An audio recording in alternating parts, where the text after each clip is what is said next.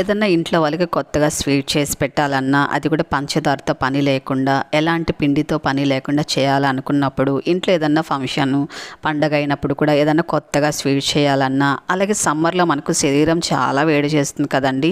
అలాంటప్పుడు ఇలాంటి స్వీట్ చేసుకొని తిన్నారంటే త్వరగా శరీరం అనేది చల్లబడుతుందండి.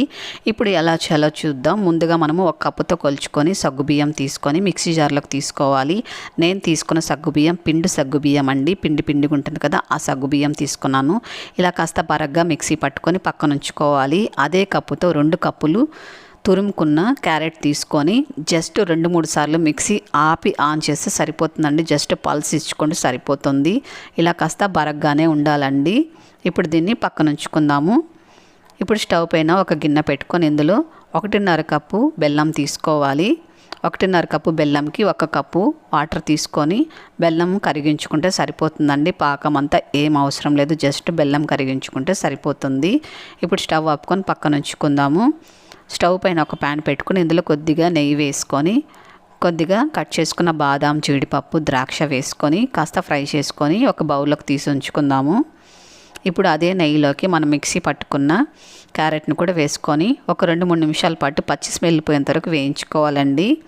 ఇలా బాగా పచ్చి స్మెల్ పోయేంత వరకు వేయించుకున్న తర్వాత ఇందులో మనము 3 కప్పులు పాలు పోసుకోవాలండి. మీరు చల్లటి పాలు పోసుకోవాలి, వేడి పాలు అస్సలు పోయకండి.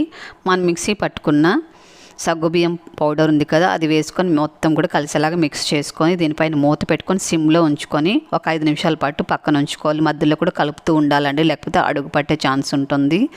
మీరు 3 కప్పులు చల్లని పాలు తీసుకోండి. మీరు పచ్చి పాలు కూడా తీసుకోవచ్చండి, ఏం ప్రాబ్లం లేదు. చూడండి చక్కగా కుక్ అయిపోయింది. ఒకవేళ మీకు సగ్గుబియ్యం ఉడకనట్లయితే ఇంకాస్త పాలు పోసుకొని కూడా ఉడికించుకోవచ్చండి, ఏం ప్రాబ్లం లేదు. మనం కరిగించి పెట్టుకున్న బెల్లం వాటర్ కూడా ఇందులో వేసుకొని మొత్తం కలిసేలాగా కలుపుకోవాలి. ఇప్పుడు కాస్త వాటర్గా ఉంది కదండి, కాస్త దగ్గరకు వచ్చేంత వరకు ఇలా కలుపుతూ ఉండాలండి, మీడియం ఫ్లేమ్లో ఉంచుకొని. ఇప్పుడు ఇందులో పచ్చి కొబ్బరి తురుము ఒక 2 టేబుల్ స్పూన్లు వేసుకోవాలి. ఇదంతా కూడా కలిసేలాగా ఒకసారి బాగా కలుపుకున్న తర్వాత ఇప్పుడు ఇందులో ఒక 2 టేబుల్ స్పూన్లు నెయ్యి వేసుకోవాలండి. మీకు నెయ్యి ఎంత నచ్చితే అంత వేసుకోవచ్చండి, ఏం ప్రాబ్లం లేదు. నెయ్యి ఎక్కువ ఇష్టపడే వాళ్ళైతే ఇంకాస్త ఎక్కువ కూడా వేసుకోవచ్చు, కానీ నెయ్యి కూడా ఎక్కువ పట్టదండి. అలాగే మనం వేయించుకున్న డ్రై ఫ్రూట్స్ కూడా వేసుకొని ఒకసారి కలుపుకోవాలి. చూడండి నెయ్యి అంతా కూడా చక్కగా పైకి వస్తుంది.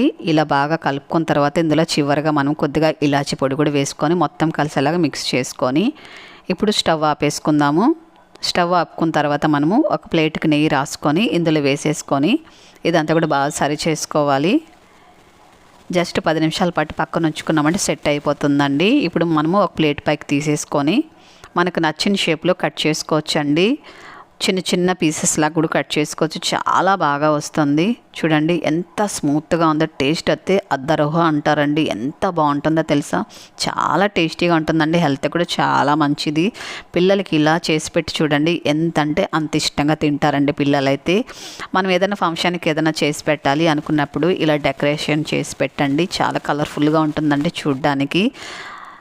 నచ్చింది కదా ఈ రెసిపీ, తప్పకుండా లైక్ చేయండి. ఈ రెసిపీని ట్రై చేసి టేస్ట్ ఎలా ఉందో కామెంట్ చేయండి. ఫస్ట్ టైం మన ఛానల్ చూస్తున్నట్టయితే తప్పకుండా సబ్స్క్రైబ్ చేసుకోండి.